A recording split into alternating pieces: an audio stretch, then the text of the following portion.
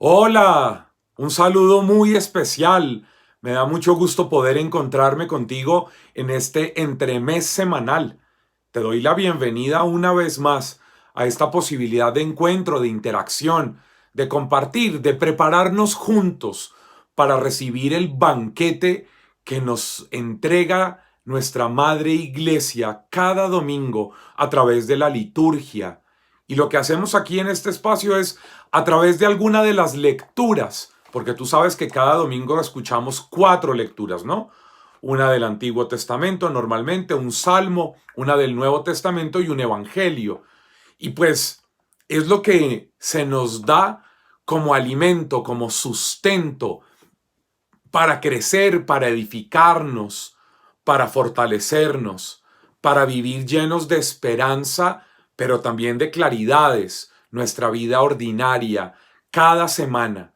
Por eso hacemos este esfuerzo al que agradezco que me acompañes, tú que me ves y me aguantas desde hace tanto tiempo, y a los que están llegando por primera vez a este espacio a través de mi Instagram o de mi Facebook o del canal de YouTube, qué sé yo, pues yo soy Pacho Bermeo y me hace feliz poder darte la bienvenida y compartir este espacio.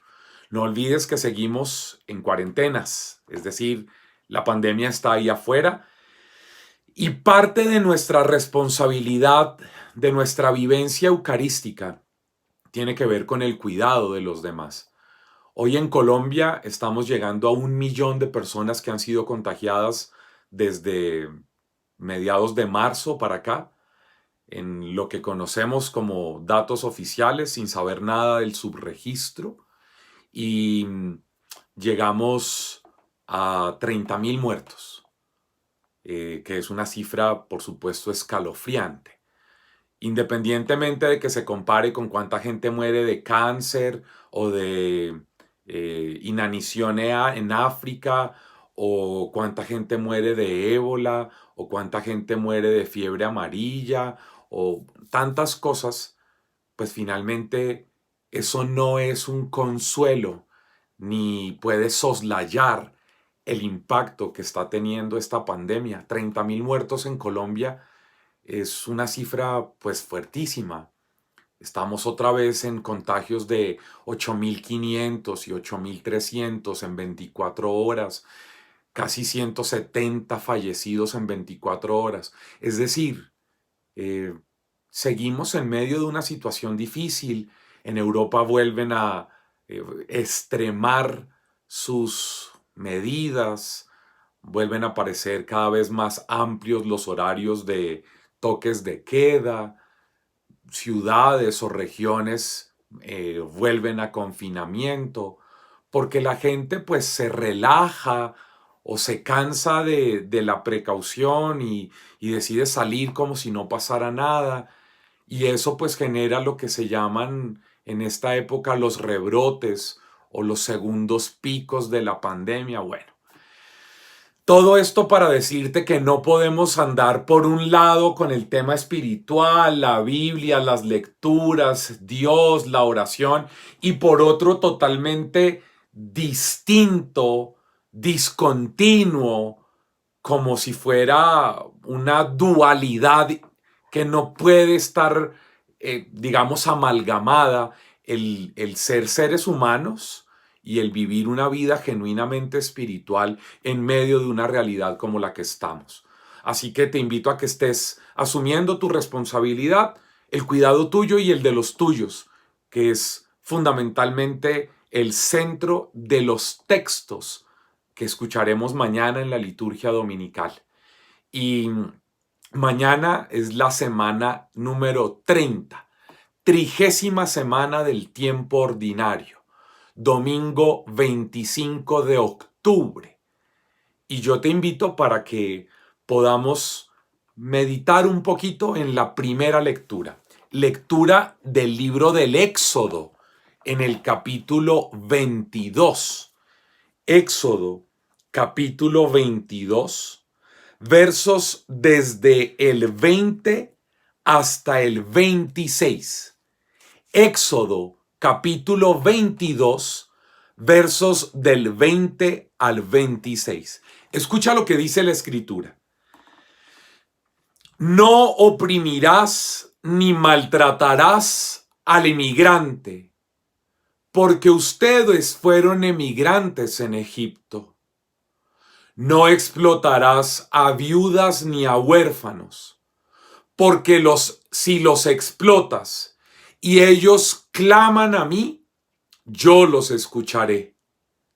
Se encenderá mi ira contra ustedes y los haré morir a espada, dejando a sus mujeres viudas y a sus hijos huérfanos. Si prestas dinero a uno de mi pueblo, a un pobre que habita contigo, no serás con él usurero, cargándole de intereses. Si tomas en prenda la ropa de tu prójimo, se la devolverás antes de ponerse el sol, porque no tiene otro vestido para cubrir su cuerpo y para acostarse. Si grita a mí, yo le escucharé, porque yo soy compasivo. Amén. Mira esta belleza de texto que le da fundamento al corpus legal del pueblo de Israel. Estas son como las enseñanzas vitales, como las enseñanzas esenciales que están planteadas en el decálogo, en la mirada legal, en la mirada jurídica, pero sobre todo en el entramado social del pueblo de Israel.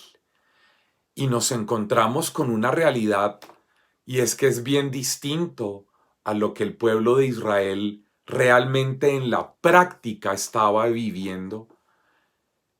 Los más descuidados, aquellos que se podían marginar, aquellos a los que se les podía pasar de largo, aquellos a los que se les negaba el ingreso al templo, a los lugares de acceso a la salvación en la mentalidad farisea o del Sanedrín o de los maestros de la ley del templo, eran a ellos, a los extranjeros, a los que llegaban como inmigrantes, a los que se habían tenido que desplazar, a los que estaban desposeídos de tierra, o a las viudas, a los huérfanos, a los pobres, a los que tenían que pedir prestado para tener con qué vivir, pero luego venían los usureros y les cobraban unos enormes costos de intereses, o los pobres que tenían que empeñar su única ropa y andar desnudos y no tener ni con qué abrigarse ni sobre qué recostarse. ¿Y qué dice Yahvé Dios? Que Él los cuida, que Él los protege, que Él pelea a favor de ellos, que Él es el abogado defensor de todos esos a los que la sociedad o la religión o los líderes han marginado, han rechazado. ¿Y qué dice Dios? Me llenaré de ira contra aquellos que atenten en contra de los pequeños, los frágiles, los que no tienen asidero, los que no tienen dónde vivir, los que no tienen qué comer, los que no tienen con qué vestirse, las que no tienen quien vele por ellas. Dios se presenta en el texto como el que vela, el que cuida, el rey. No se te olvide que la figura del rey en la escritura no es la del que manda, no es la del gobernante que los usa como esclavos, como siervos, y que él se enseñorea sirviéndose de ellos. Esa no es la imagen de Dios como rey.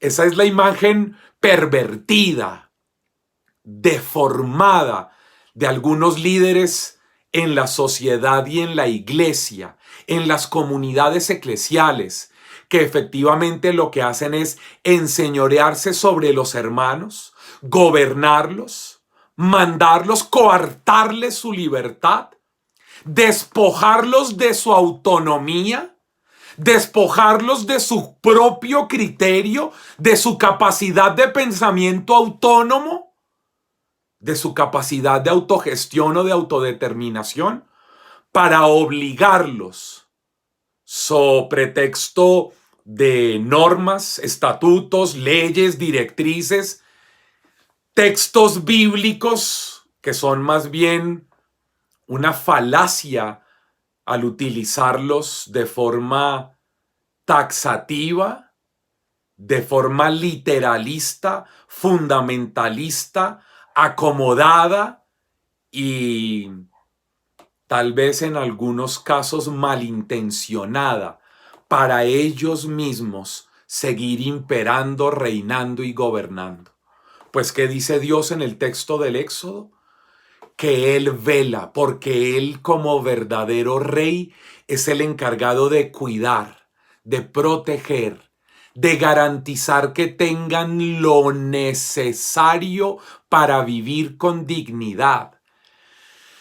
Que Él es el que los cuida y los hace crecer, el que garantiza la estabilidad integral tuya, si es que te has sentido despojada, maltratado o como inmigrante, forastero, que no tiene quien vele por tus derechos. Dios quiere decirte que Él es el garante de la dignidad de tu vida, que Él se empeña a sí mismo en mostrar que la experiencia real de Dios no es una espiritualidad desencarnada, una vivencia espiritualista con metarrelatos llenos de conceptos y de piedades que están al margen de la realidad humana. No.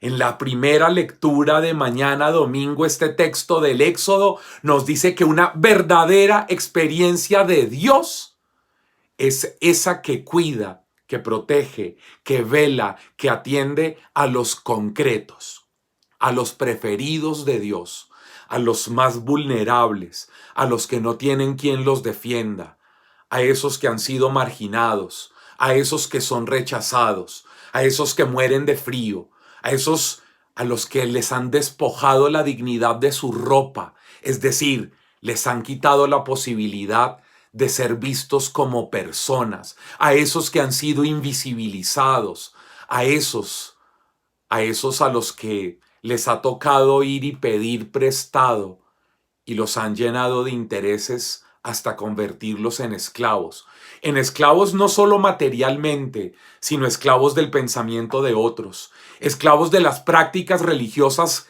que les han impuesto.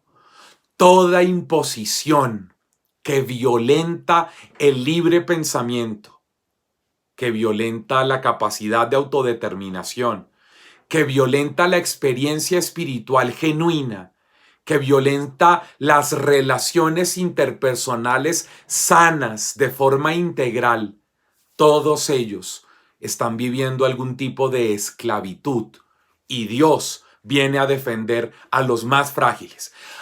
Que no seas tú, que no sea yo, como esos grandes representantes de la religión judía, porque hoy hay gente que parece más farisea que cristiana, aunque vayan a misa, recen el rosario y lean la Biblia, que eran esos que habían leído y escuchado que en la ley decía lo que estamos leyendo hoy, pero que prefirieron acomodar un montón de pequeñas leyes, normas, estatutos y un montón de pesos y cargas sobre la gente, descuidando lo que Dios les mandó a hacer y llenando de otras cosas accesorias, superficiales y vanas la vida de los demás.